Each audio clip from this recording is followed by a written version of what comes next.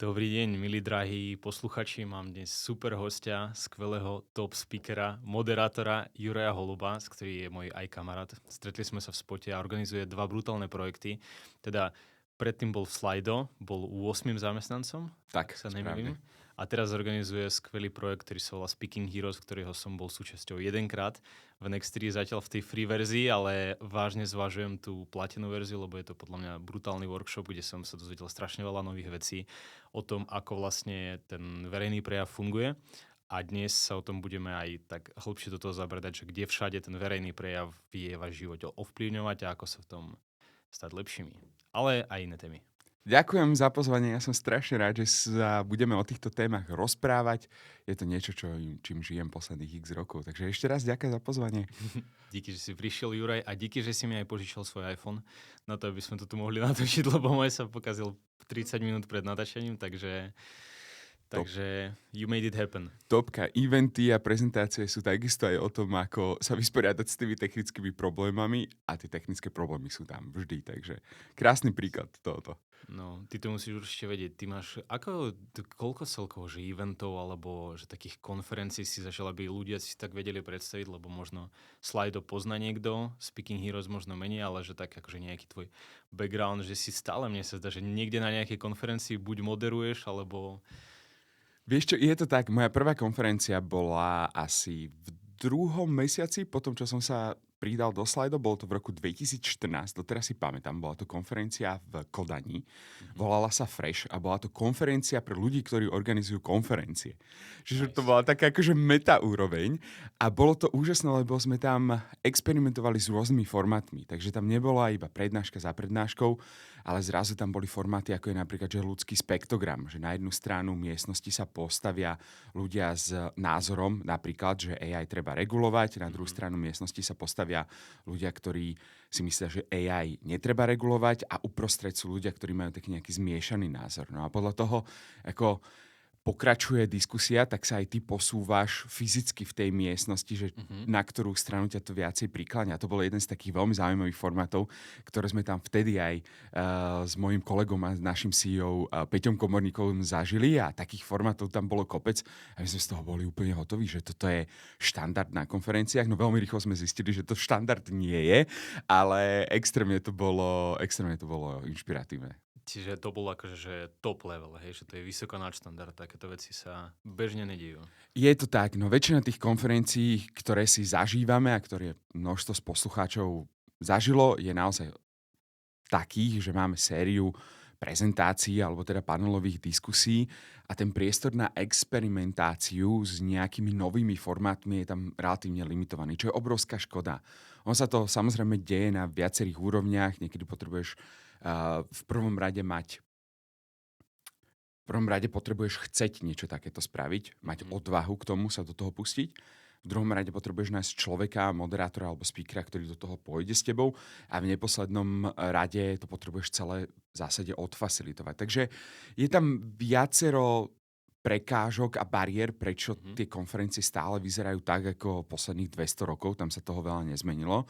A technológia sa posunula extrémne dopredu, ale ten formát tých prednášok vlastne zostal zachovaný vo väčšine prípadov. Čo je podľa mňa obrovská škoda, lebo sa vieme inšpirovať z rôznych talk show, oxfordské debaty, a dá sa s tým hrať, dá sa tam priniesť technológia, a z pozície moderátora vieš aktívne zapájať to publikum, takže naozaj toho priestoru, ako priniesť niečo nové, je tam kopec. A čo je podľa teba, neviem, či sa to tak dá vôbec posúdiť, že čo je dôležitejšie, alebo čo je ten vlastne ten klinec toho programu na tej konferencii, že je to publikum, alebo je to ten moderátor, že proste, že čo keď nefunguje, tak no asi keď publikum je zle, tak asi proste je mŕtve, tak ani žiaden moderátor ten nerozhybe. Ja by som tam priniesol ešte jeden element. Okay. A ten element je obsah. A stále ten obsah, myslím z pohľadu prednášok a panelových diskusí, je úplne kľúčový. Nedávno som bol na jednej konferencii v Slovensku a bola tam jedna rečnička, ktorá mala na starosti otvárací ceremoniál počas olympijských hier, paraolympijských dokonca hier v Paríži. A jej angličtina nebola na úplne top úrovni, veľmi silný francúzsky akcent a mala dedikovaných 20 minút na prednášku. Nakoniec to natiahla na 40 a ľudia viseli na každom jednom slove, čo povedala, lebo ten obsah bol tak unikátny. To bol taký náhľad za tú oponu a také rôzne pikošky a zaujímavosti, ktoré ona hovorila, bolo neskutočné. Napríklad, že čas toho otváracieho ceremoniálu sa takisto prispôsoboval, kedy sa v Sejne, rieke, vlastne pária ryby, aby boli čo najmenej jednoducho zasiahnutý ten biotop. Alebo ako sa v Paríži snažili zachovať tie stromy, ktoré lemujú samotnú rieku, lebo oni si to tak veľmi vážia, Francúzi, že akýkoľvek zásah do kôry stromu alebo zlomený konár, to boli, že tisícové pokuty zo strany dodávateľov, ktorí napríklad akože poškodili tie stromy. Takže to bola jedna bomba za druhou, ktorá ona rozprávala, podporená veľmi silnými vizuálmi. Takže to bol veľmi pekný príklad toho, že obsah, stále to platí aj v roku 2025, je nadradený v tej forme. Keď tam absentuje ten kvalitný a unikátny obsah, tak ten formát to nezachráni. Ale ten formát môže byť úžasný katalizátor, ktorý zoberie ten obsah, ktorý je už sám o sebe dobrý, na úplne inú úroveň. Takže ono je tam viacero tých pohyblivých častí, respektíve môžeme použiť iné prirovnanie rôznych kúskov toho vlastne puzzle, ktoré musia do seba zapadnúť, aby ten event bol naozaj že výnimočný, dá sa povedať. Opäť, ale to je ako s koncertmi, že niekedy sa stane tá mágia, že ten spevák podá perfektný výkon, zároveň je skvelé publikum, ktoré reaguje na toho speváka a celé je krásne počasie, keď je to nejaký open air koncert a celé to do seba magicky zapadne. A to isté platí aj pri konferenciách. Že niekedy tá mágia nastane, lebo všetko sa to spojí a niekedy môžeš robiť z pozície moderátora alebo speakera čokoľvek a proste to tam nebude. To si dobre prirovnal k tomu koncertu. A keď už si spomenul tie konferencie, tak keby si mohol nejaké také 3 svoje obľúbené povedať, že na ktoré rád chodíš, alebo na ktorých si najradšej bol, že aby naši posluchači si vedeli takto vytipovať, že OK, že toto je fakt, že top konferencia, lebo poznám, že TEDx, ale TEDx mi príde ako taká, akože to je zvlášť kapitola tých konferencií, alebo je to celé tak, že to je obyčajná konferencia, sa to považuje.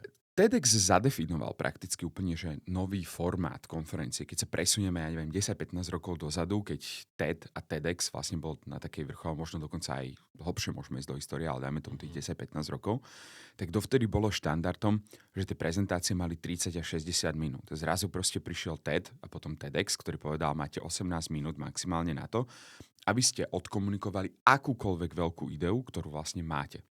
Takže oni redefinovali ten formát tých prezentácií a za to im patrí proste akože úžasný kredit. A keď si predstavíš, že to neboli malí speakery, to boli tí najväčší ľudia, ktorí tam začali chodiť, aj že od politikov, cez podnikateľov, ako bol Bill Gates, až po kohokoľvek, tých najväčších mysliteľov. A napriek tomu, že si tam mal tieto kapacity, tak dostali 18 minút. Takže a to vidíme aj u nás na kurze, že ľudia si myslia, že aby odkomunikovali tú myšlienku a hodnotu, že potrebujú mať extrémne veľa času. Ale ty, keď si kurátorom svojich vlastných myšlienok a ty si vybereš tú jednu konkrétnu, ktorú chceš odovzdať toho publiku, tak niekedy ti stačia 3 minúty. Samozrejme, pri komplexnejších ideách, tak to chceš rozpracovať a tých 18 minút je skvelých. Takže toto je jedna vec, ale opäť by som to nebral teraz ako niečo, čo je nemenné, lebo potom to veľa ďalších konferencií začalo si adoptovať, týchto 18 minút a niekedy, ako to bol ten príklad s tou francúzskou, ten content je tak úžasný a unikátny, že 40 minút je niekedy málo. Takže tam treba veľmi dobre z pozície organizátora pracovať, aký je schopný ten speaker, či s ním spraviť, či mu dať 20 minút, 40 minút na prezentáciu, alebo častokrát sa mi stáva, keď zistím na tom našom spoločnom briefingu, že tento speaker nemá úplne vyvinuté dostatočne public speaking skills, tak ja navrhnem organizátorovi, že pozri, rozprával som sa teraz napríklad s Jackom. Moja idea je taká, že poďme spraviť napríklad interview namiesto prezentácie. A väčšinou je ten organizátor tomu naklonený, pre toho speakera je to menej roboty a ja ako moderátor ho viem potiahnuť v zásade dopredu. Okay. Neodpovedal som na tvoju otázku. Úplne v pohodičke. Ale môžem sa v kľude dotknúť aj tých konferencií. Veľmi rád. A kľudne, že poznám Reflect Festival, si spomínal, že si bol? Hrdý ambasádor. A to je odtiaľ? Hrdý ambasádor Ježiš, Creative Generalism. Wow, ježiš, čo to je za cool cap? Hej, sranda je, že momentálne je najviac komentovaný kúsok šatníka, tento Creative Generalism, ale áno, je to z Reflect Festivalu, ktorý sa konal jún prelom, teraz nespomínam úplne. Na Cypre organizujú to vlastne Zero 100 a tým veľa Slovákov je do toho zapojených a potom samozrejme veľa Cyperčanov. A je to úžasná konferencia, jeden z najsilnejších zážitkov a tam sa snúbi viacero vecí, ktoré tam fungujú. Oni tam dotiahnu naozaj že úžasnú komunitu teraz konkrétne podnikateľov a kreatívcov a ľudí, ktorí pracujú vlastne v technológiách, ale takisto aj politikov, decision makerov a tak ďalej, vlastne z Európy, z Afriky a z Ázie alebo Blízkeho východu, takže je to naozaj že veľmi pestrofarebné. Veľmi sa mi páči konceptuálne, ako to oni uchopia. Je to veľmi taká dopredu rozmýšľajúca konferencia. Je to veľmi také odvážne, ale zároveň to nie je... Necítiš sa, že je to nejaká arogantné niečo, alebo že proste je to cool konferencia. Že strašne to je cool, hej? Že to je takéto slovo a zároveň veľmi priateľská. A ja som z toho bol akože úplne hotový. Úprimne ti poviem, že ten kaliber tých speakerov, ten pocit a tá atmosféra toho ostrova tomu extrémne nápomáha. Tá priateľskosť tých ľudí, ten kaliber tých ľudí, ktorí tam prichádzajú, a celkový ten formát naozaj, že jak sa oni to snažia vlastne koncipovať, je to úplná bomba. A už aj taký detail, ako je napríklad tento merch, tak vlastne, dúfam, že to poviem správne, tí, ktorí ma počúvate z konferencie, ale vlastne oni spravili tak v chvíľku sa hrali s takým spin-offom, že The Doers Company a pokiaľ viem, tak oni sa chceli venovať vytváraniu alebo teda robeniu merču pre podnikateľov a startupistov. Cool. Takže majú veľmi silný taký feel aj pre design a pre fashion a tieto veci a stále sa to ukazuje. Takže naozaj dneska som nechcel prísť od hlavy po pety odbrandovaný, lebo aj triko mám doma, ale tak som si dal dneska iba šiltovku. Takže mega to robia. Reflect Festival je úplná bomba. Teraz akorát oznámili, že budú otvárať aj v Dubaji vlastne nový event. Wow. Takže pekná expanzia a naozaj robiť s tým tímom bolo úžasné. Takže celé dobre za mňa. To je jeden taký príklad a potom ja mám veľmi rád a je mi veľmi srdcu blízke ešte dve také konferencie za tento rok, lebo recency bias, vieš ako, že to je it's a real thing. A jedna z tých vecí je Freedice konferencia a tu dávam shoutout chalanom, som rozprával aj v LinkedIn kolotočári. Áno. Prvá konferencia vlastne pre 3D komunitu, ktorá sa točí ohľadom technológií, ktorú zorganizovali v Prahe a bola to úplná bomba. Ten content bol neskutočný, ten kaliber speakerov a ľudí, ktorí tam dotiahli na to, že to bol prvý ročník, tak urobil, že neskutočnú robotu, pozvali ma ako moderátora a to odmoderovať bola to proste extrémna radosť pracovať s tým publikom a celkovo s tou komunitou, takže to bolo úžasné a tam, čo bolo na tom, čo to potiahlo dopredu, boli naozaj že skvelé prezentácie. Už dávno sa mi nestalo to, že 2 dní po sebe, od rána 9. do 17:30, skoro do 18. si mal, že celé publikum, ktoré viselo na každom slove, ktoré rozprával ten prednášajúci. To bolo šialené. Tá kvalita tých prezentácií, no nech tam bolo 20, akože 2 boli slabé. Čiže to je tiež úplný nonsens, aby si mal, že 90% prezentácií, že mind-blowing content. Takže toto bola úplná bomba. No a ešte posledná taká konferencia, s ktorou opäť veľmi už dlhé roky spolupracujem. Oni sa volajú, že Conventa Crossover. To je zase slovenská konferencia pre ľudí, ktorí organizujú eventy. A tam sa mi veľmi páči, že oni stále chcú experimentovať. Takže z pozície moderátora tam je veľký priestor na prinašanie nových formátov. Naposledy sme mali takú 1,5 hodinovú vlastne fuck-up sharing session. Wow, to je dobré. Presne, kde ľudia mohli shareovať všetky svoje prešlapy a fuck-upy, ktoré sa im stali na eventoch a bolo to veľmi silné. Opäť, málo ľudí a organizátorov ti dá priestor, OK, Juraj, rob si, čo chceš 1,5 hodinu s našim publikom. Takže to bola bomba. To si úplne perfektne nahral. Ja som sa neplánoval toto pýtať, ale keď už sme tu, mňa veľmi baví tento koncept, či si povedal, že tie fuck-upy a tak, lebo v dnešnej dobe celý svet vyzerá, že fuck-upy neexistujú, celé také, všetko je instagramové. A možno aj ty budeš pre niekoho vyzerať, že ježiš, ten chalan má prejav, on je tam, moderátor tu. Ale že aké boli, možno ak si pamätáš nejaký takýto tvoje proste, že to bolo, že fuck up na nejakej konferencii, že si mal, že trému, alebo že... Totálne. Ja si to pamätám živo, dokonca keď si spomínam na tú situáciu, tak ma normálne, že zovrie vnútri, že od takej trápnosti. A bolo to jeden z tých prvých rokoch slajdu a my sme začínali rozprávať o celkovo audience engagement, ako vťahovať ľudí do programu. A toto konkrétne bolo v Barcelone. Ja som na tej konferencii mal asi 3 prezentácie, vôbec som na to nebol úprimne ready, ani čo sa týka nejakej expertízy v tom čase. A takisto tam bol aj veľký rozdiel medzi tým, koľko som mal ja skúsenosti, nejaké 2-3 versus tí ľudia, ktorí tam sedeli v tom publiku. A ešte tam nastala taká situácia, že prišlo namiesto plnej sály, ja neviem, 10 ľudí približne. Fakt. A ja som na mieste zmenil vlastne ten formát z prezentácie a chcel som spraviť takú akože group knowledge sharing session. A my sme sa na seba pozerali akože 30 sekúnd a to bolo, že pýtal som sa otázku a trápne ticho. V malej skupinke. Potom niekto akože z milosti niečo povedal, zase ticho. Ďalšia otázka, niekto z milosti niečo povedal a zase ticho. Tam predo mnou sa ľudia začali pozerať na hodinky, že kedy už bude proste potom. V určitom momente jeden z tých ľudí, čo tam sedeli, tých 10, zdvihol ruku a že okej, že tak ty si nám slúbil, že nám dáš už 10 nástrojov na to, ako zaangažovať publiku počas prezentácie, že stále si nám to nepovedal, tak som vyšiel potom na pódium z tejto spoločnej group sharing session a som tam rýchlo preklikal slajdy, nič z toho nezarezonovalo proste s publikum, čiže totálny fuck up počas toho, jak som sa snažil vyťahnuť z nejaké insety, totálny fuck up na stage a úprimne, akože to bolo katastrofa, celá tá session, ale extrémne veľa mi to dalo. Že bolo to nastavenie aj nejakého zrkadla, že OK, Juraj, potrebuješ si vybudovať stále tú expertízu. Druhá vec bola, že keď máš nejaký gameplan, tak sa ho proste drž. Je to veľmi ťažké to meniť na poslednú chvíľu. Je to super skill a vie to zachrániť ten deň. V tomto prípade to tak nebolo a mal som ísť radšej tou štandardnou prezentáciou a možno potom skúsiť nejakú interakciu. To mi to naozaj že veľmi veľa dalo a potom aj, že ty keď chceš robiť nejaký group sharing alebo nejaké sharovanie alebo teda zdieľanie v skupine, tak aj to musí mať nejaké náležitosti. Takže tam som zlyhal na 3-4 úrovniach a celé to bolo akože kompletne zlé.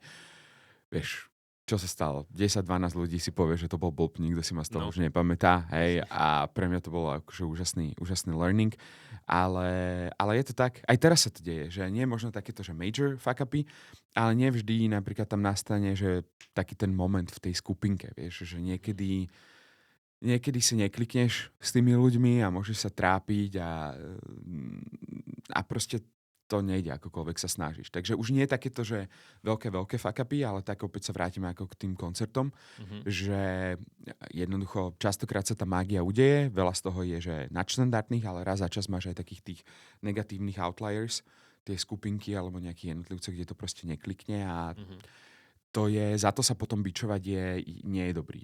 Proste príklad. To jak, vieš, keď prídeš do reštaurácie a niekto si dá ústrice a napíšete recenzie, že boli príliš slané, hej? Že chod sa sťažovať moru, hej? Že ich spravil príliš slané. To som nechcel takto povedať, ale vieš, že môj point je, čo som tým celým chcel povedať, je, že nevždy vieš proste človeku lahodiť.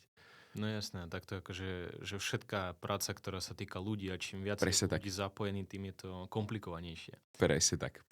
A k tomu fuck upu, čo si povedal, tak to je podľa mňa najlepší fuck up, keď je tam málo ľudí, ako sa hovorí, že najlepšia party, ktorá je zorganizovaná, na ktorú nikto nepríde, to vôbec nie je fail, lebo nikto vlastne nevie o tom, že si tam niečo dostal, keď na tú party nikto neprišiel. Akože tvoje ego dostalo bombu, jednu, druhú, tretiu, ale v zásade hej.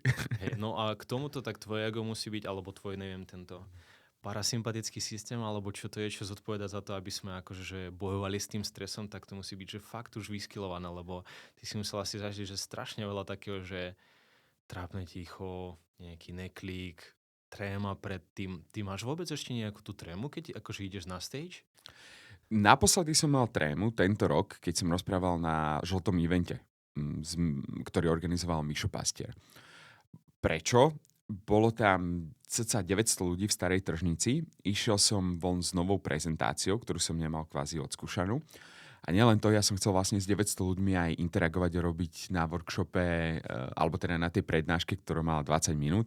Som s nimi chcel robiť aktivity, ktoré robíme na dvojdňovom workshope, alebo ktoré som robil s vami v Nexterii. To znamená pre poslucháčov, že dal som ľudí do dvojíc a nechal som ich, aby si skúšali prácu s hlasom. Čiže 1 minútu improvizovali na nejakú tému, napríklad inšpiratívna osoba, ktorú som stretol, alebo môj ideálny víkend. A 1000 ľudí, 900, si malo vo dvojiciach vlastne skúšať prácu s hlasom. Takže išiel som do veľkého neznámeho, veľké publikum, zároveň tam bolo kopec ľudí, ktorí akože ma poznajú, zároveň sú potenciálni vlastne klienti, takže tie stakes boli celkom vysoké, takže bolo tam veľa neznámych, do toho vysoké stakes, alebo teda tie stávky. No a jasne, to išlo ruka v ruke s tým, že som mal naozaj že zvýšený tep, hej, že ten pocit tej nervozity alebo tej trémy bol na stupnici od 1 po 10 niekde asi 8. Wow. Takže normálne všetko to, čo hovoríme aj na kurzoch, že som sa potreboval rozdýchať, zahriať hlas, upokojiť, psychicky sa dať do pohody, tak to som vzadu v backstage proste si spravil, dopadlo to super. Naozaj, že bolo to úplná pecka, 900 ľudí proste praktizovalo public speaking jeden s druhým, takže to, doteraz mám z toho také zimomriavky, takže som si tak aj potvrdil, že ty vieš túto interaktivitu naškalovať prakticky na akékoľvek veľké publikum, keď vieš ako, najmä cez túto prácu vo dvojicech alebo malých skupinkách. Takže to bol posledný krát, kedy som mal naozaj, že zvýšenú veľmi ten adrenalín. Ale potom aj, vieš, že ty častokrát aj žiješ pre ten moment. To je ako prečo ľudia skáču z lietadla s padákom. Že ty pociťuješ adrenalín, vzrušenie, robíš to presne kvôli tomuto. A keď to tam nie je, tak si posúvaš v zásade tie hranice. A pre mňa taký ten moment toho visenia v tých otvorených dverách predtým, ako skočíš, je, keď sa na konferenciách odpočítava. V zásade väčšinou je tam countdown 10, 9, 8, 7, 6, 5, 4, 3, 2, 1 predtým, ako ideš ty na stage ako moderátor. A to je vždy taký ten pocit toho vzrušenia, to výsenie v tých otvorených dverách predtým, ako skočíš dole a potrebujem sa s tým vysporiadať, zároveň si vždy poviem, že OK, this is what I was made for, že let's do this, vieš, že ideš. Perfektná metafora. Mne sa samому zimomriavky začali tvoriť. Keď som si to predstavil, že takto, hej, to musí byť že brutálny zážitok. Hej, je to úžasné. Takže ono to ide ruka v ruke, ale samozrejme aj na tých kurzoch ľudia sa pýtajú, že mávaš takúto trému? Áno, mávam. Že, najmä v tie nové situácie, neznáme situácie, alebo zároveň, že je tam to publikum, na ktorom ti skutočne záleží, tak samozrejme, to ide ruka v ruke so zvýšeným adrenalinom. OK, a keby sme teraz mohli dať taký, že skratený nejaký tutoriál pre ľudí, ktorí napríklad, že prednášajú a rozmýšľajú nad tým, ako proste s týmto, že koupovať, lebo podľa mňa každý pozná nejakú tú techniku, že a teraz 3 sekundy budeš vdychovať, potom 3 sekundy zadržíš dých a teraz 3 sekundy vydýchneš, potom niekto vie, že musíš toto ponímať celé nie ako stres, ale ako excitement, ale celé je to také podľa mňa, že all over the place. Vy to určite máte, že pozbierané tak viac, že na jednom mieste tým, že ty máš 10 rokov skúsenosti, takže keby sme začali tým, že tou prvou fázou, že čo je v podstate prvé, čo musíš začať robiť, keď ideš akože na prezentáciu robiť. Super a veľmi pekne si povedal, že it's all over the place, hej? A my začíname tento náš blog o nervozite na tých kurzoch s tým, že sa vždy spýtame najprv publika, ako oni bojujú v súčasnosti alebo v tom danom momente s nervozitou. Čiže otočíme to najprv na nich. A každý človek sa s tým vysporiadáva nejakým iným spôsobom. Preto sa to niekedy máš pocit, že je to z každého rožka troška. Tí ľudia ti povedia naozaj všetko, že potrebujú brutálnu prípravu. Super. Áno, každý z nás potrebujú prípravu. Ideálne, keď si to povieš ešte pred nejakým publikum. Publikum aj o jednom človeku, že publikum. Okay. To znamená tvoj partner, brat, sestra, kolega, kamarát, ktokoľvek. Potom ti povedia, že určitá dávka stoicizmu, však na tom proste nezáleží na konci toho dňa, že Zem sa bude točiť proste ďalej. A povedia x ďalších vecí, takéhoto psychologického charakteru. A potom veľa z nich spomenie aj tie fyziologické techniky, ako sa vysporiadať so stresom, presne ako je hlboké dýchanie, zahriate si hlasu a tak ďalej. Takže tí ľudia si častokrát odpovedajú sami na tie otázky, ako bojujú s nervozitou. A tých možností je viacero, ale my to vždy tak zhrnieme do takých 3, ktoré naozaj že fungujú a na tej psychologickej úrovni. A je to presne v prvom rade akceptácia adrenalínu a stresu. Že nebojovať s tým, ale zobrať to tak, že public speaking je ako adrenalinový šport, ako to skákanie z lietadla s padakom, Mhm. budem pociťovať vzrušenie, budem pociťovať nervozitu, budem pociťovať trému. OK? Step číslo 1. Druhá vec je, niekoho to vie paralyzovať a niekoho to vie nabudiť. Presne ako si ty spomínal, jedna z veľmi efektívnych techník je, že si povieš, to pretlačíš v mozgu, že nie som nervózny, ale povieš, že OK, teším sa na to. Veľmi sa teším. A bol tam spravený aj výskum za týmto, že deťom povedali jednej skupinke, ktoré mali recitovať alebo riešiť matematické úlohy, im povedali, že vy si rozprávajte, som nervózny, som nervózny, som nervózny, a druhej skupinke povedali, že teším sa, teším sa, teším sa. Mhm. Vieš, kam tým idem? V každom jednom tom prípade tá skupinka, ktorá si povedala, že teším sa, teším sa, teším sa, alebo po anglicky I'm excited, performovala lepšie. Mhm. Že sa zbavíš nejakej také tej performance anxiety, kedy si proste strnulý. Takže to je taká spojená prvá vec. Druhá, určitá dávka stoicizmu extrémne dobre funguje. A opäť hovorím taký príklad.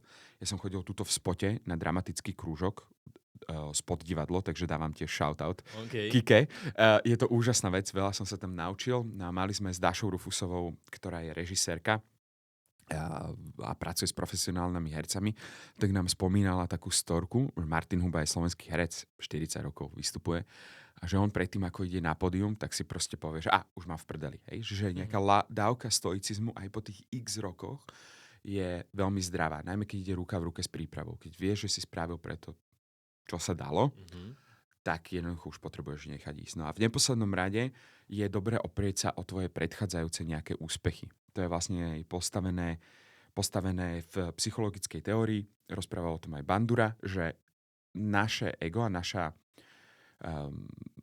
sebavedomie vzniká alebo je postavené na predchádzajúcich úspechoch. Čiže ja keď sa vrátim k prezentácii, ktorú som už úspešne dal, obhajoba, ja neviem, diplomovej práce, alebo odprezentovanie projektu pred šéfom, alebo naozaj som sa hecol a na meetupe som povedal o tom, ako riešime marketing, tak to už máš tie stavebné kamene tvojho vlastného sebavedomia, ku ktorým sa vieš vrátiť, keď prídu vlastne pochybnosti do teba. Takže to sú 3 také psychologické veci, s ktorými vieš pracovať. A potom hovoríme 3 také fyziologické v zásade rady alebo techniky. Prvý je to dýchanie a to funguje že absolútne geniálne, lebo my keď sme nervózni, tak dýchame veľmi plítko. A sú rôzne typy dýchaní. My veľmi máme radi, že na 5 sekúnd nádych, 2 sekundy zádržíš a 5 sekúnd výdych. A toto si zoparkuješ párkrát a dostaneš sa viacej do takej pohody. Opäť niečo, čo praktizujem prakticky vždy. Druhá vec je, zahrej si hlas, Okay. lebo celá táto časť v zásade hrdla a hlasu je jeden veľký sval. A najmä takto, keď ideš rozprávať ráno, tak sa ti môže stať, že sa ti zlomí. Takže normálne si opakuj prvú, druhú, tretiu vetu tvojho prejavu a zahraj si tým hlas, alebo si vymyslí nejakú rečňováčku, alebo všetky tie neviem aké veci, ktoré sa zdajú, že sú trapné, ale reálne to funguje. A v neposlednom rade, to je taká polofyziologická, polopsychologická, že nauč sa tú prvú a druhú vetu kvázi naspamäť. Opäť použijem prirovnanie. Ty keď toto dáš správne, to je, keď sa rozbehneš na semaforoch na zelenej s manuálom, že už zvyšok ide, ale k tebe, keď sa zlomí hlas, alebo tam sa zakúkceš, tak to vie rozhodiť po zvyšok tej prezentácie. Jasné, budeš na to stále myslieť. Presne tak, že skapal mi ten pomyselný motor hneď na tej zelenej, respektíve na červenej, takže tak. No, to sú super veci. Ja si spomínam svoj posledný public speech, ktorý bol v Nexterii, iba pred 25 ľudí tam bolo, OK. ale ten stres, ktorý som pociťoval už len v momente, keď som podával prihlášku, že pôjdem tam spikovať, že už si pamätám, ja som klikal na tlačidlo na telefóne, že akú tému budem tak. A ja som sedel na stoličke a som bol takýto, že proste... A každýkrát, keď som potom si predstavoval to, ako vyjdem na stage, tak to bolo proste, že to telo, to proste taká vlna adrenalínu prešla a tiež som si to musel takže kľudňovať. Aj si zistil, prečo si bol tak veľmi nervózny?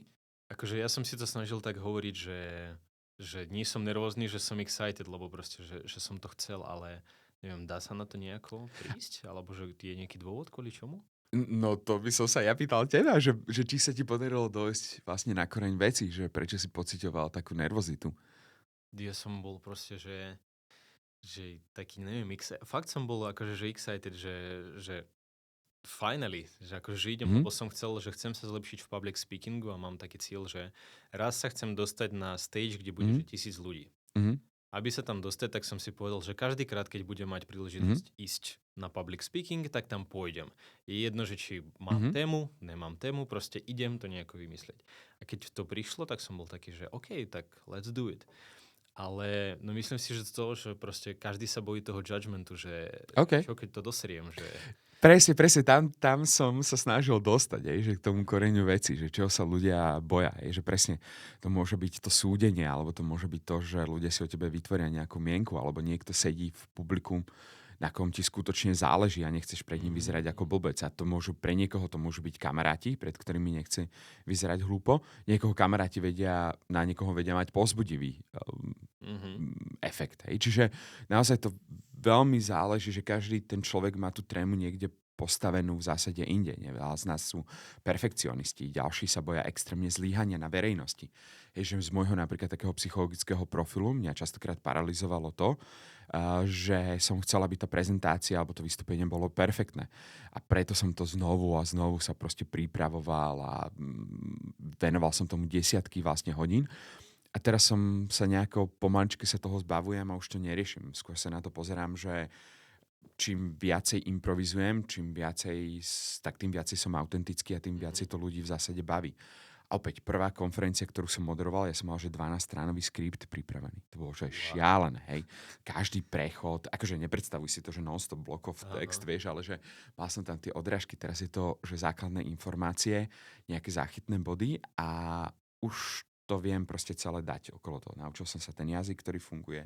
Naučil som sa tie prechody, opäť moje sebavedomie za tých desiatky konferencií, ktoré som odmoderoval, išlo hore. Takže to je taký kontinuálny proces. A práve preto aj tí ľudia, ktorí častokrát majú pocit, že sa príliš pripravujú. To je OK. Oni sú proste niekde v tých počiatočných fázach, keď to začneš robiť x rokov, tak či už moderovanie alebo public speaking, tak ty získaš naozaj confidence v to, že už si to proste dal. A že to vieš dať zás a znova. Inak z hodou okolností, keď sme pri improvizovaní, poslucháčom všetkými 10 odporúčam takisto aj dramatické krúžky a improvizačné krúžky. Teraz som posledné 4 mesiace chodil na improv divadlo, alebo improvizačné. Je to úžasná vec.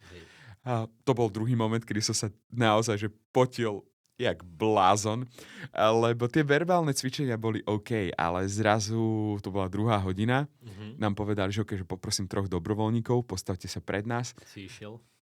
No, tuto som normálne bol, že taký ten nedobrovoľný dobrovoľník, sa priznávam, že normálne som musel, že jak sa hovorí, že zjesť žabu, že proste ideš, prehltneš a že whatever, ale cvičenie bolo postavené na tom, že nám pustili pesničku a mali sme 3 ľudia tancovať pred zvýškom miestnosti, publika a zároveň byť zladení a mať náznaky nejakej choreografie.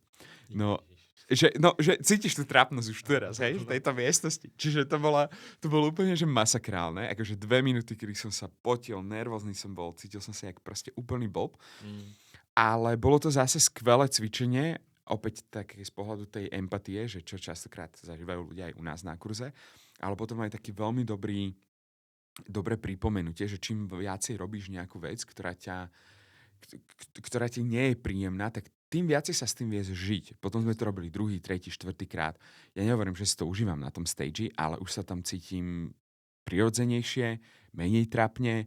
Je to niečo, čo si myslím, že keď ešte spravím 20 krát, tak si to možno začnem aj užívať. Čiže to platí pri trápnom tancovaní, rovnako ako pri nejakom prezentovaní, ako si ty povedal. Treba strašne vyhľadávať tie príležitosti a konfrontovať sa so svojou trápnosťou a so svojím strachom. Ale to je crazy nakoľko, akože, že ja sa v tomto roku svojho života sa najviac presvedčujem v tej fráze, čo som počul, že začiatky sú najťažšie. A to je fakt pravda, akože, že ten prvý speech, alebo prvý krúžok, prvá improvizácia, prvý podcast, to je proste, že najväčší trash. A najlepšie, že to potom nezažiješ už tak, že to bude proste, že pik. Presne tak. A vieš čo, tam sa dejú 2 také zaujímavé veci. A jedna vec, ktorá sa tam deje, je, že častokrát sme otrokmi nášho perfekcionizmu. Že si myslíme, že to bude vyzerať hneď ako 358. epizóda The Diary of a CEO. No nebude to tak vyzerať. Nebude to proste tak vyzerať. Že moderátorský, produkčne, akokoľvek. A that's totally OK. Lebo on má za sebou tých 358 epizód a je vyrozprávaný a tak ďalej. Takže to je jedna vec. A druhá, ktorá extrémne nám bráni, alebo jedna, potom ešte jedna, ktorá nám bráni začať s niečím, je jednoducho strach zo zlyhania. To je absolútna vec. A keď si to rozbiješ opäť na drobné, tak to je tak opäť sa vraciaš späť k svojmu vlastnému egu, hej, že budem vyzerať ako blbec, nie som v tom dobrý. Keď do toho ideš, že dáš tieto očakávania proste bokom a povieš si, že OK, alebo naopak, že OK, proste I suck at dancing, hej, že proste fakt som zlý v tom tancovaní. Sú tu 7-ročné deti, 5-ročné deti, ktoré sú lepšie ako ja v tancovaní. Ja mám 36 rokov a budem vyzerať ako blbec. OK, fajn. Ale proste predtým, aby som išiel na tú prvú lekciu, tak jednoducho won't happen. Takže možno keď sa zbavíme takého toho otroctva perfekcionizmu a strachu a vlastného ega, tak sa začnú otvárať úžasné veci. Ja s tým veľmi súhlasím, že ten perfekcionizmus veľmi často bráni k tomu, aby vôbec človek niečo chcel začať robiť, lebo on chce proste, aby to bolo perfektné. Tak. To perfektné nemôže byť na prvý Tak. krát. A niekedy ani na 10. Tak a potom ten perfekcionizmus vravím, že ešte keď si to rozbiješ na drobné, tak je to naozaj, že strach, ktorý nás drží pred niečím. Strach zo zlyhania, strach z trápnosti, strach z toho, že si možno potrebujeme priznať, že v tom proste nie sme dobrí, jak ten príklad s tým tancovaním, že 5-ročné dieťa tancuje lepšie ako ja. Vieš, moje ego boli, hej, najmä keď ma začne zaujímať táto, ale bez toho, aby som sa necítil trápne na tej prvej hodine tanca, na tej prvej hodine public speakingu, na tej prvej hodine hrnčiarstva, čohokoľvek, tak jednoducho nespravíš ten 2., 3., 4., 5., 6. krok a nedostaneš sa tam, kam by si sa mohol a chcel dostať. Je to tak. A čo ešte na tom kurze dvojdňovom učíte, okrem toho, že je tam nejaká časť tej vysporiadávania sa s trémou. Už sme pochopili, že to sa deje akože, že jednak v hlave sa musíš o tom presvedčiť, ale potom akože veľmi napomôže aj keď telo spolupracuje a keď správne dýchaš. A potom asi prichádza nejaká tá príprava na speech, alebo tá formulácia speechu, alebo čo je tam ešte? Ten náš workshop má v zásade 2 dní. A ako to povedala jedna účastníčka, teraz sa odvolám na to, že my si zoberieme vlastne prezentáciu a rozbijeme ju na jednotlivé časti. Ako režisér, ktorý dáva dokopy film, tak máš nejaký zvuk, máš nejaký scenár, máš nejaké herecké výkony, máš nejakú kameru, máš nejakú fotografiu a každú jednu z týchto častí pomyselných, v tom našom prípade je to ako otvoriť prezentáciu, ako si nájsť hlavnú myšlienku, ako povedať príbeh, ako si vyskladať štruktúru, ako pracovať s hlasom, ako používať retorické techniky, to sú všetky tie časti toho nášho pomyselného filmu, tak my si to počas tých 2 dňoch každú jednu z tých častí vlastne trénujeme a na záver toho 2-dňového kurzu ľudia potrebujú tieto časti pospájať do 5-minútovej prezentácie a doručiť v takej minikonferencii vlastne pred ostatnými. No a ono je tú tému si ľudia vyberú sami, o čom chcú rozprávať, my to iba zaramcujeme, že čomu sa v živote venujete s vášňou. A tí ľudia si vyberú jogu, šport, rodinu, architektúru, umenie. Úžasné naozaj, že témy. Prečo si vyberáme toto? Alebo teda prečo necháme ľudia, aby si vybrali z takto zaramcovanej témy? Jedna vec je, že ľudia sú väčšinou v tom zorientovaní. A druhá vec, že taký skutočný, autentický ty si, keď rozprávaš o veciach, ktoré ťa bavia a pre ktoré máš proste pasiu. A baví ťa to asi preto proste excited. Takže naozaj niekedy tie záverečné mini prezentácie, alebo teda mini konferencia s týmito prezentáciami, tak tí ľudia tam akože predvádzajú úžasné výkony, že niekedy pri mne to vyzerá lepšie ako na 80% konferenciách. Takže fakt akože brutál. Ten progres, ktorý ľudia vedia spraviť za tie 2 dní je niekedy fakt akože úžasný. Takže veľmi nás to náplňa. Takže takto sa tomu venujeme holisticky a možno by som ešte vypichol 2 také veľmi silné cvičenia, ktoré ľudia častokrát spomínajú. Okay. A jedno je také, že hneď na úvod po nejakom otvorení, tak ľudí hodíme do takého pomyselného bazéna s ľadovou vodou.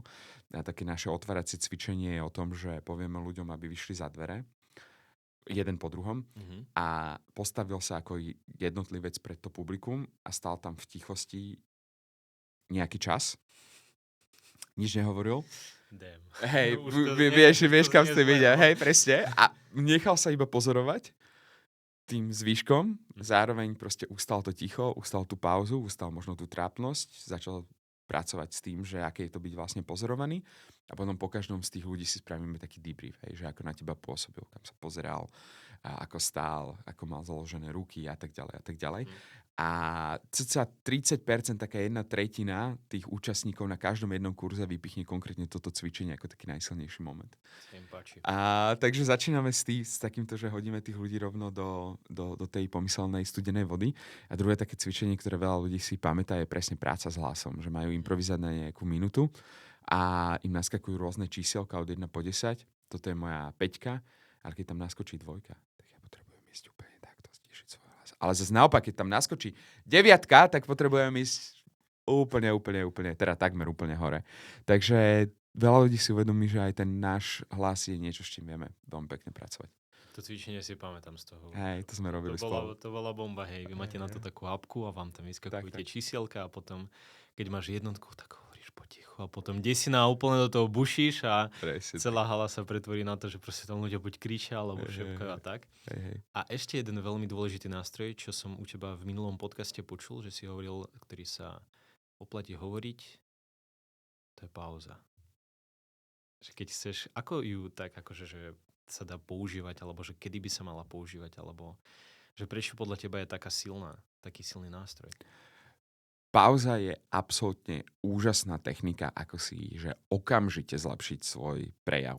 A je tých dôvodov je kopec, prečo používať viacej pauzu. Ja by som vypichol také 3.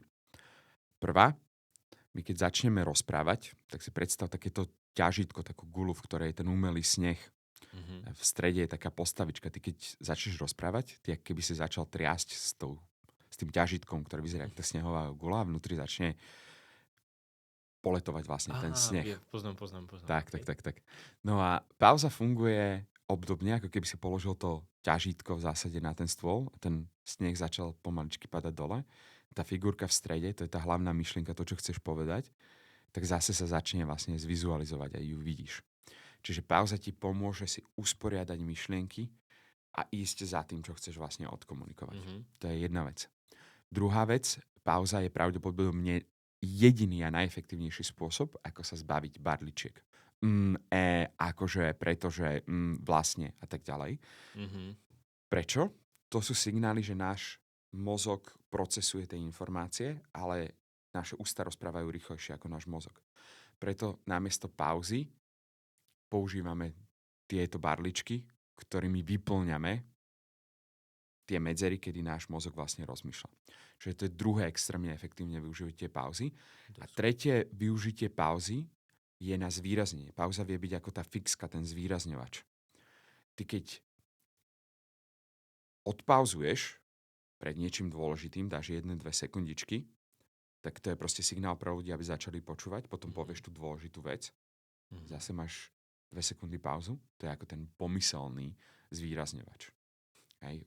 Dám nejaký príklad. Je veľa vecí, ako si zlepšiť tvoj ústny prejav, ale poviem jednu techniku, ktorá ti okamžite zlepší ústny prejav. Tá technika je pauza. Hej, že ty si zrazu, že OK, čo sa deje? Čo sa deje, presne, hej, že čo sa deje, presne tak. Takže pauza je úžasná pre tieto 3 dôvody a množstvo ďalších, naozaj. Takže to je iba tak nejaké zhrnutie a tých situácií, kde sa dá využiť pauza, alebo ticho vo všeobecnosti je extrémne veľa a je to veľmi málo používaná technika, čo je obrovská škoda. Mne to príde, že na to, aby používať tú pauzu, ty musíš byť, že strašne sebavedomý, že ty proste musíš akože, lebo ty ideš do toho, že ty sám vytváraš trapné ticho. Kind of. Je to presne, ako si povedal, že pauza ide ruka v ruke aj s tvojím sebavedomím na stage. A pauzovanie, netreba to takisto akože prehnať s tým pauzovaním, lebo potom je to trápne, potom je to predramatizované a tak ďalej. Hej, že vždy je veľmi dôležité to, aby ľudia boli autentickí, aby ten prejav bol autentický. Takže keď niekto na nejakom kurze povie, že mám pauzovať a potom to začne používať príliš veľa, tak to vie takisto akože byť tak, vieš, dobrý sluha, zlý pán, klasika. Ale keď to používaš správne, tak to pauzovanie pôsobí veľmi sebavedomo. Lebo ty si presne komfortný s tým, že budeš 2-3 sekundy ticho. A niekedy potrebuješ byť tichšie dlhšie ako 2-3 sekundy. Zadaš nejaké cvičenia ľuďom, to znamená, že ty potrebuješ byť sekúnd ticho, niekedy 2-3 minúty ticho. A ty máš pocit, že ale ja mám tendenciu niečo napríklad, nej, ty povieš ľuďom, OK, porozprávajte sa vo dvojiciach o aké AI nástroje používate v práci, hej? Tak si spraviť nejaký takýto mini break počas tvojej prednášky. To znamená, že tí ľudia potrebujú 2-3 minúty na to, aby sa porozprávali medzi sebou. Ty potrebuješ byť komfortný s tým, že na tom stage si proste, ticho 2-3 minúty. A ty máš tú tendenciu proste tam rozprávať. Oni sa medzi sebou rozprávajú, to je fajn. A ty potrebuješ byť proste uzemnený, ticho a nechať ľudí proste robiť tieto veci. Takisto, keď používaš slajdo, hej, a čakáš na to, kým prídu otázky, alebo kým ľudia zahlasujú. OK, buď ticho, buď spokojný, buď komfortný s tým, že jednoducho chvíľku to trvá, kým ľudia zašlú tie hlasy. Takže to sú ďalšie príklady, ako využívať pauzu, ako pracovať s tým tichom. Mega. A ty musíš asi aj strašne veľa vedieť, strašne veľa si sa už asi aj naučil o tom, ako vôbec, že fungujú ľudia. Lebo ty stále vlastne robíš s ľuďmi, že sú za teba nejaké takéto, že neviem, knowledges about people, alebo nejaké, neviem. Skús konkretizovať tú otázku. Že čo napríklad funguje, keď ty si moderátor a musíš pracovať ľudí, že musíš ich v podstate, ty musíš ten dáv ako keby pracovať s tým dávom ľudí a určite, že vieš, že niečo funguje, niečo nefunguje, tak možno, že tie veci, čo funguje, keď potrebuješ akože zapojenie toho publika napríklad. Super. Napadli mi dve veci. Prvá, ty ako moderátor, ty udávaš energiu v miestnosti. Je to na tebe, ako na moderátorovi, aká energia bude v miestnosti a ako sa budú cítiť 100 ľudí, 500 ľudí, 1000 ľudí. Takže ty ako moderátor potrebuješ výjsť na ten stage s dostatočnou energiou. Ako komunikujeme alebo odovzdávame energiu, ide to najmä cez hlas. Preto keď máme škálu od 1 po 10, ja tak veľmi rád odovzdávam, že choďte aspoň o 2 levely vyššie, ako je level energie vášho publika. Vy potrebujete viesť s tou energiou a zadať ten tón. Dokonca sa mi stal aj opačný príklad, že ma niečo rozhodilo cez prestávku. Prišiel za mnou jeden z účastníkov a povedal mi feedback, ktorý som nepotreboval v tom danom momente počuť. Nepáčilo sa mi toto a toto, čo si spravil. Ja som otvorený feedbacku, ale v tom momente ma to veľmi rozhodilo. A ty aj tým, že si rozhodený ako moderátor, to vieš odovzdať tomu publiku. Hej? Že zrazu niečo sa proste deje. Takže ty potrebuješ byť vo veľmi fajn psychologickej pohode, mať veľa energie a odovzdať tú energiu publiku, ak chceš ľudí si udržať pozornosť a nabudiť pozitívnu atmosféru. Čiže to je zistenie číslo 1 a funguje to naozaj pri 10 ľuďoch alebo pre 500 až 1000. Funguje to takisto aj na tímových meetingoch. Pondelok ráno, keď za tebou príde šéf a povie, že no, čaute, tak aké sú priority na tento týždeň? OK, level energie 2 z 10. Takže ako veľmi si nabudený. Versus, OK, čaute priatelia, aký ste mali víkend, super, nový týždeň, aké máme priority, ideme do toho. Presne tak. A niekto ti povie, tuto ufrflaní ľudia, dobre, ale tak ty to príliš hypuješ. OK, vždy budeš mať takých ľudí. Hej. Ale pre ostatných ľudí je to proste nabiješ tých ľudí proste energiou. Čiže práca s energiou som ju tak všeobecne odpozoroval. A druhá vec je, veľa ľudí je takých, ale zo slovenské publikum ti nebude. Slovenské, české alebo publikum vo všeobecnosti nebude s tebou interagovať. Nie je to úplne tak. A je tam jedna extrémne jednoduchá, zároveň efektívna technika a to je, že tí ľudí dáš do dvojíc, aby sa o niečom porozprávali, aby spravili nejaké cvičenie. Ako som dával príklad s tými AI nástrojmi. Rozprávaš o AI, ideš im porozprávať, ako využívať AI nástroje. Daj ich do dvojic, daj im zadanie, nech sa spoja ľudia vo dvojiciach, nech si porozprávajú, nech sa navzájom inšpirujú a zároveň im pomôžeš vytvoriť nové kontakty. A toto sa dá naškalovať od 10 ľudí po 1000, 10 000, prakticky 100 000. Že ty ako facilitátor vieš zadať naozaj tie pokyny, dajte sa do dvojic, otázka alebo téma, o ktorej chcem, aby ste vo dvojici najbližšie 2-3 minúty sa rozprávali, je táto. V tomto prípade, aké aj nástroje používate. Necháš ľudí vo dvojiciach si to povedať. Extroverti sú happy, lebo rozprávajú. Introverti sú happy, lebo nemusia rozprávať pred 100 ľuďmi, ale iba vo dvojici. A potom ty ako moderátor môžeš to tam katnúť, alebo potom môžeš si vyzberať z publika nejaké vstupy. OK, tak chce niekto pozdieľať a potom už tam máš tých dobrovoľníkov, ktorí sú viacej extrovertní a ti to pozdieľajú. Takže tieto dve veci fungujú prakticky akomkoľvek kontexte, s akýmkoľvek publikom a s akoukoľvek kultúrou. Nice. To je čistý win-win. Hej, totálne. To zbavíš v podstate tých ľudí, ktorí by sa bali toho, že no teraz, keď sa musím s tým moderátorom rozprávať pred 900 ľuďmi, tak ja nebudem radšej nejakú hodinu vykrikovať. A toto zrazu sa rozpráva len 1 versus 1. A tak. hneď to také komorné a dobré. Presne tak. A ako ešte taký poslednú vec, čo by som sa spýtal, že ako vyzerá napríklad, že tvoj deň pred tým, ako ideš nejaký ten event moderovať, že máš nejaký taký svoj rituál, alebo že takú predprípravu, alebo taký proste niečo? Sú 3 veci, ktoré robím.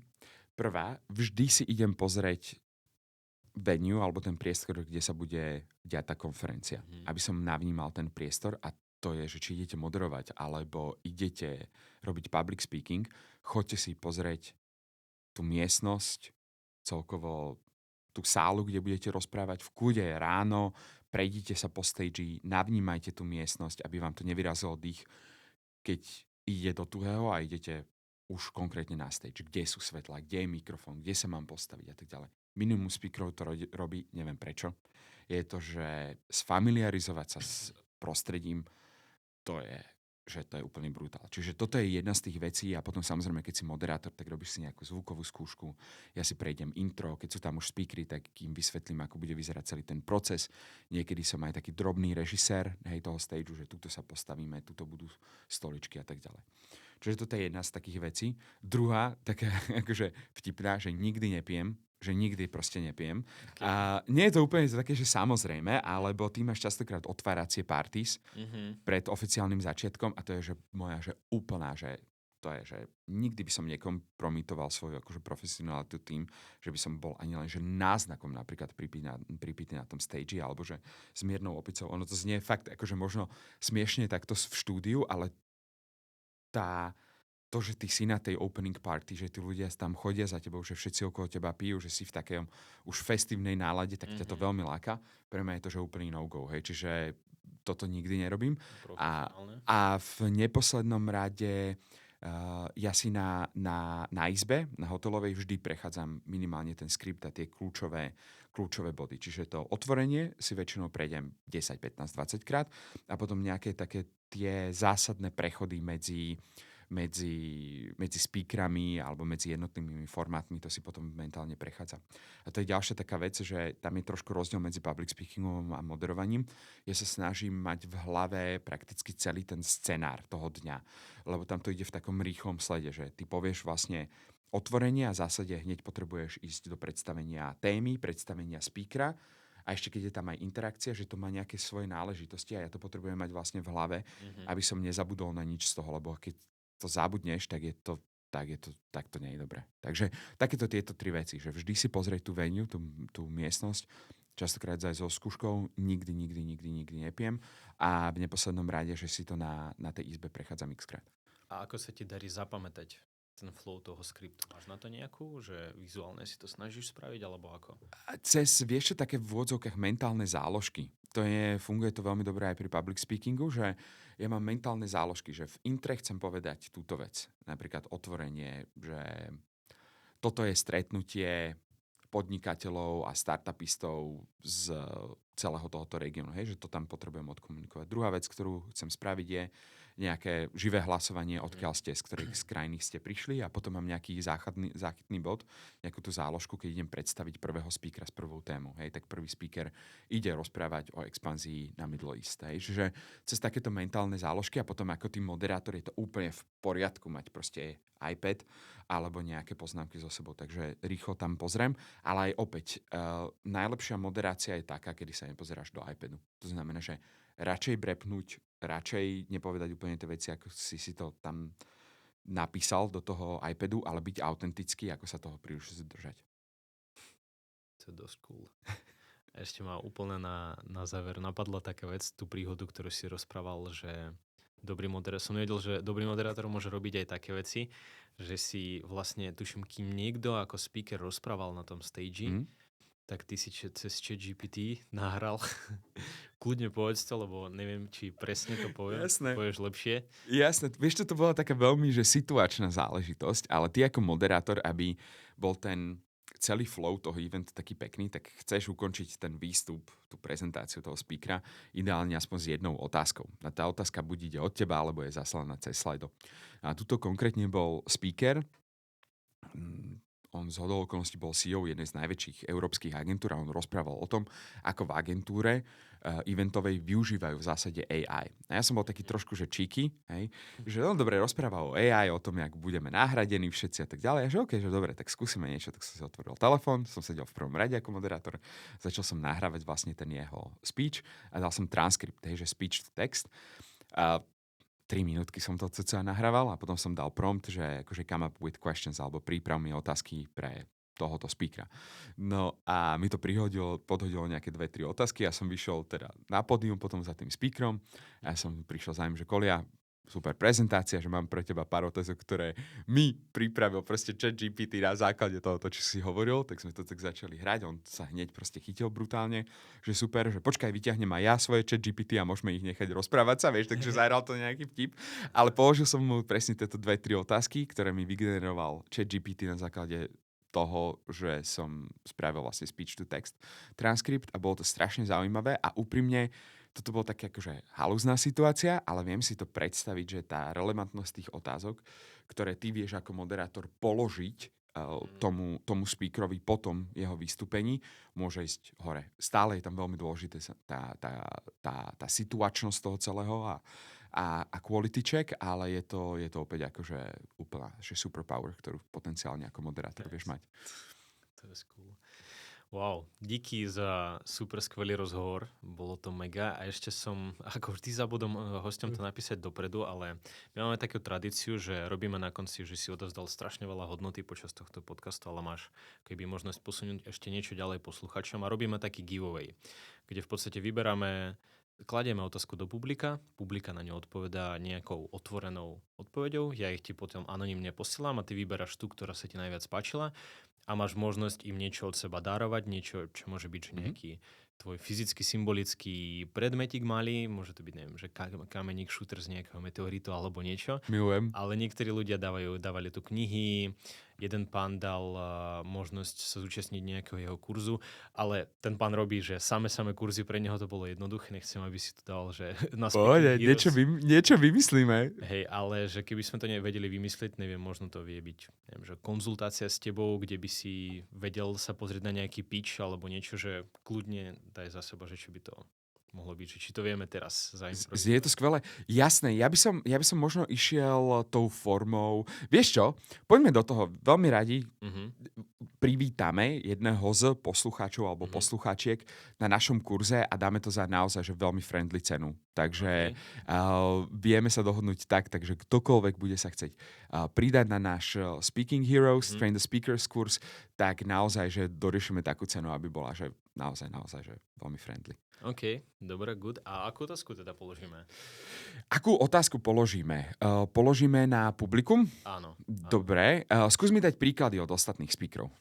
Pýtali sme sa napríklad, keď to bola Dia v podcaste, tak sme sa veľa bavili o konzistencii a prokrastinácii, tak sme sa spýtali, že nech napíšu jednu vec, ktorú už dávno odkladajú a chcú spraviť.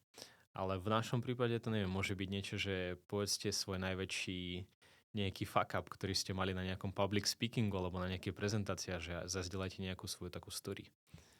Páči sa mi to. Poďme touto témou tých fuck upov, to je fajn, lebo vtedy sa vytvárajú také pekné akože väzby. Ale skúsme to tak nejako rozvinúť, že môžeme byť, že aký fuck up sa vám stal počas prezentovania a zároveň ako ste ho vyriešili v tej danej situácii. Dobre? Môže byť odpoveď, že nevyriešil, čo je takisto riešenie v zásade, ale nejako to zbehlo. Alebo ja neviem, nefungoval kliker, tak si klikal cez šipky, hej, na kompe. Čokoľvek, to môže byť malý, veľký, ale že zoberme si ten fuck up, takú krátku storku a dajme k tomu ale aj na inšpiráciu pre ostatných, že v zásade ako sa ti to podarilo vyriešiť v tej danej situácii. Lebo keď už sme pred tým publikum, tak tam nie je cesty späť. Musíme to nejako vyriešiť. Takže nejako sa to vyriešilo. Tak poďme týmto smerom. Dobre, super. Tak komentujte vlastne nejaký fuck up, ktorý sa vám stal pri public speakingu a ktorý ste nejako vyriešili alebo už nevyriešili a výhercu vyzrobujeme a Juraj vybraný najlepší komentár, ktorý sa mu najviac páčil a výher sa dostane teda vstup na Speaking Heroes za veľmi friendly cenu, na ktorej sa spolu dohodnete a toto bola 11. epizóda podcastu Život 2.0. Juraj, díky, brofist, Yes. tešilo ma. Ďakujem, rovnako bolo to topka, ďakujem za pozvanie. Super. Mega. Paráda.